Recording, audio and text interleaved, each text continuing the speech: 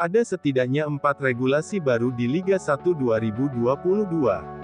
Salah satu di antaranya adalah sanksi terkait akumulasi jumlah kartu kuning. Dari salinan regulasi Liga 1, ada beberapa pembaruan yang diputuskan. Mulai dari akumulasi kartu kuning, jumlah pergantian pemain, regulasi pemain U20, dan lisensi pelatih wajib AFC-A Pro atau setara.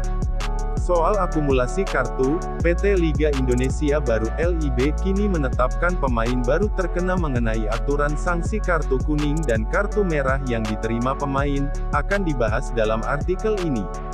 Dalam pasal 57, ayat 1 menjelaskan bahwa klub bertanggung jawab untuk melakukan pengawasan terhadap kartu kuning dan/atau kartu merah serta status hukuman yang diterima oleh pemain dan ofisial masing-masing. Selain itu, pihak klub juga memastikan semua pemain dan ofisial tersebut terdaftar dan berhak untuk terlibat dalam pertandingan.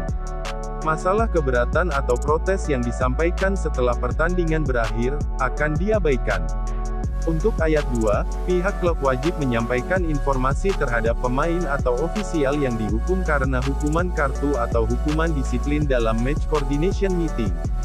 Kelalaian atau kegagalan terhadap hal ini menjadi tanggung jawab klub dan dikenakan sanksi sesuai dengan kode disiplin PSSI.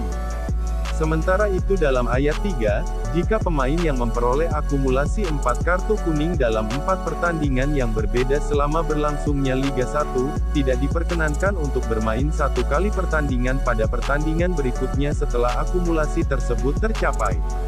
Aturan larangan 1 pertandingan ini juga berlaku untuk setiap akumulasi 3 kartu kuning berikutnya dalam 3 pertandingan yang berbeda selama berlangsungnya Liga 1.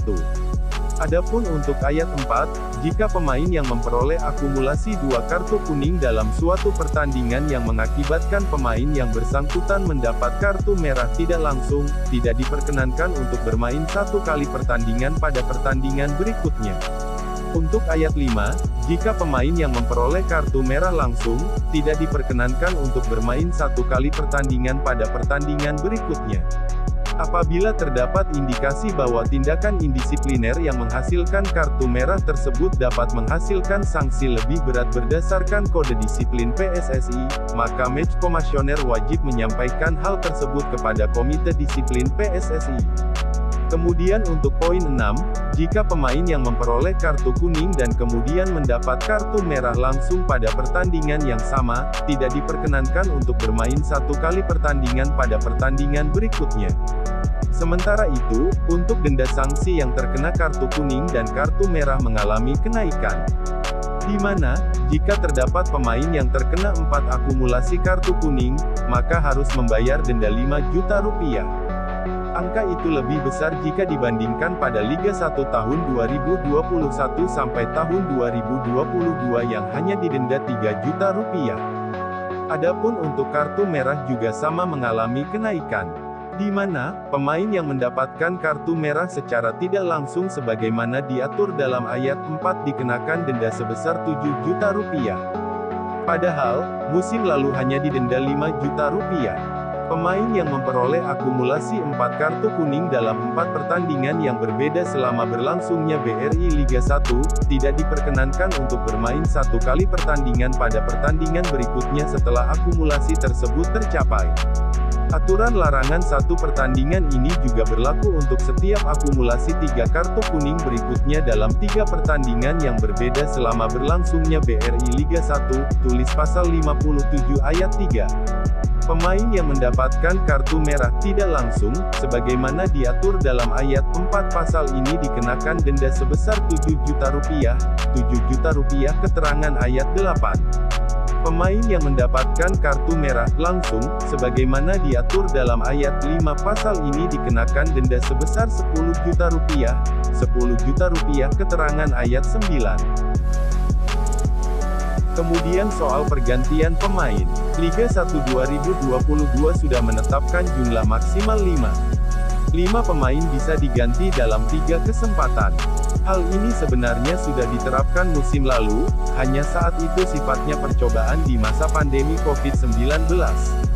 Menurut PT LIB, Dewan Asosiasi Sepak Bola Internasional (IFAB) kini sudah mempermanenkan aturan itu. Diperbolehkan sebanyak-banyaknya 5 pemain cadangan yang terdaftar dalam daftar susunan pemain, DSP, dapat bermain dalam pertandingan.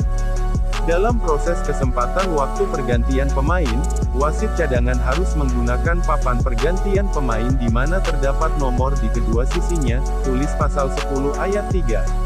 Klub juga bisa memainkan pemain U20 di luar daftar maksimal pendaftaran 35 pemain. Itu artinya, pemain muda tetap bisa didaftarkan atau dimainkan meski klub sudah punya jumlah maksimal 35 pemain. Klub dapat memainkan pemain U20 di tim utama BRI Liga 1 sewaktu-waktu, sepanjang telah disahkan dalam Sistem Informasi dan Administrasi PSSI, siap tanpa mengurangi jumlah 35 kuota pemain. Tahun kelahiran pemain U20 tersebut maksimal tanggal 1 Juni tahun 2003, tulis pasal 25 ayat 4. Lalu klub Liga 1 2022 juga harus mendaftarkan pelatih minimal dengan lisensi AFCA Pro atau setara.